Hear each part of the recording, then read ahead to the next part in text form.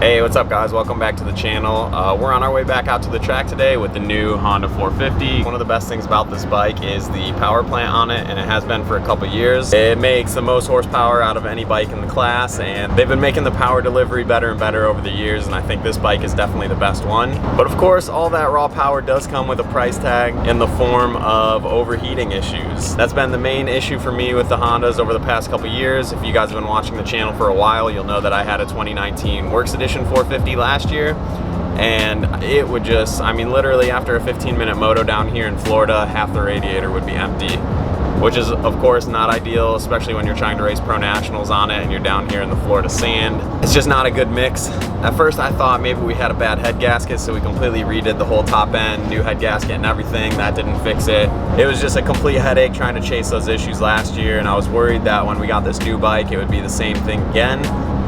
So far I've ridden the bike one time, and if you guys watch that video, you'll know that I said the bike didn't lose a whole lot of coolant. I did have to just barely top it off after like a 10-minute moto, but that's pretty like standard, I would say. I mean, my Husky didn't lose a drop of coolant the whole time I had it, but it's definitely pretty standard on the Hondas to have to at least just top it off just a little bit. But today, now that I got the bike broken in, did an oil change, made sure everything was all good on it, we're gonna go out and actually put in some good motos today. So I'm gonna go out and do a warm-up and then put in probably one, if not two 30-minute motos, and then like a 20-minute moto, really grind out some long laps on this thing. And we're in deep sand, so the bike's really gonna be lugging through some of this deep sand. So what I'm gonna do is go out, do a 30-minute moto, bring it back in, let it cool down, and then check the coolant level for you guys and show you guys just how much coolant I have to put in after this moto. Hopefully it's not a lot, but you know, we'll go and see. But anyways, we're almost to the track, so we're gonna get there, unload, and then we'll get on with this coolant test.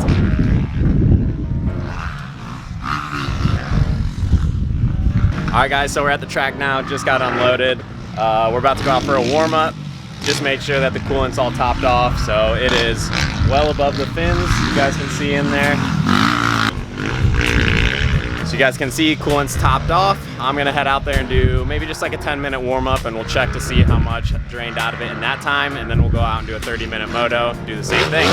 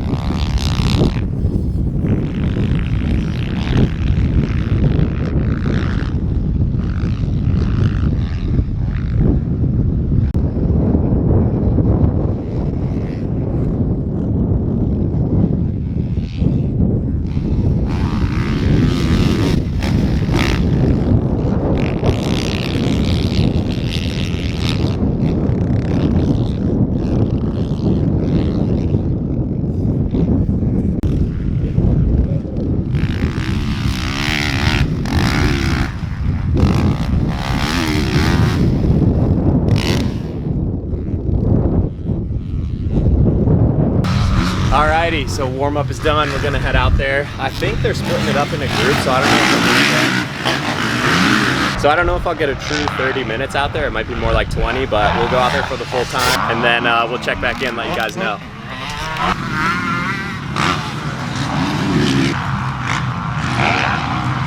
Alright, 30 minutes start now.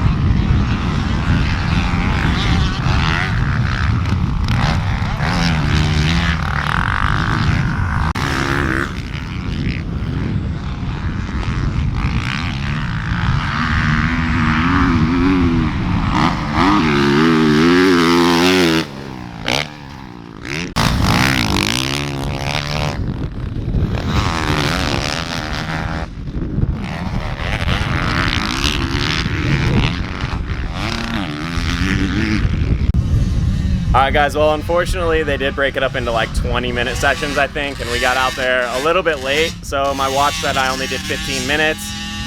Looks like that's just what we're gonna have to work with today, unfortunately. It's definitely not the hottest day that we've had down here. It's probably around like 85, would you say, Bridge? Yeah, it's a little 85 and breezy, so it's not like the hottest day ever, but it is sandy and this track is really fast, so I'm on the gas a lot. So I'm not expecting a lot of coolant to be drained out, but we'll go find out right now.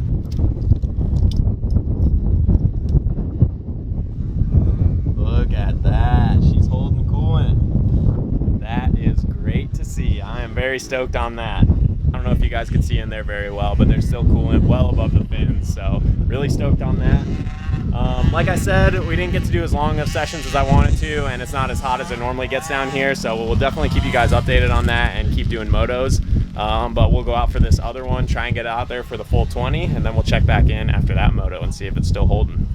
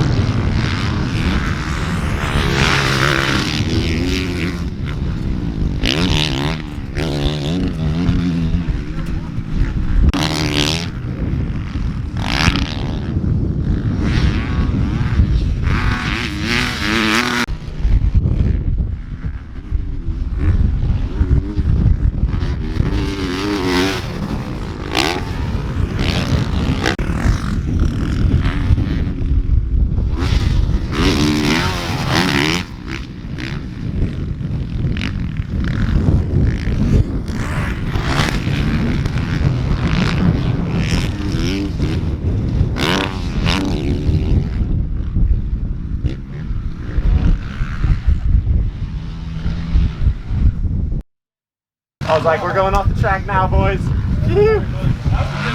Alright guys, so that was session number 3. That one was closer to 20 minutes because I got out there right when they started, and I think they let us go a little bit longer. So I think that one was like 19 minutes. And I also put it in the aggressive map for the first time. This thing just has so much power that I was actually running it in just the standard map this whole time. But I figured to try and get it a little bit hotter and see if it made any difference, I put it in the aggressive map, which is map number 3. Huge difference in power, by the way. I'll talk about that in another video, but I wanted to see if that would affect the coolant at all. So we did like a 19-minute moto. It's not quite as hot today, like I was saying. Know that it's not super hot out when I still have the chest protector on, but we'll see what that did. We'll go see how the coolant level is now.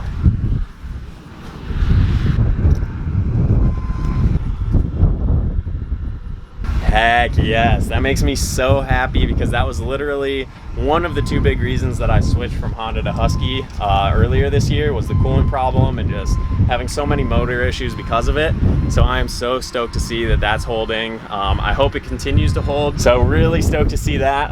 Every time I go to the track, I'll keep an eye on it and I'll keep letting you guys know if anything is changing, but as of right now, super stoked on that. Really stoked I'm not gonna have to have like 5 bottles of coolant in the van anymore. That's gonna be very nice. But yeah, I don't know if I just got a good one or if Honda made some changes to fix that, but kudos to Honda because that was definitely a necessary thing that they needed to fix.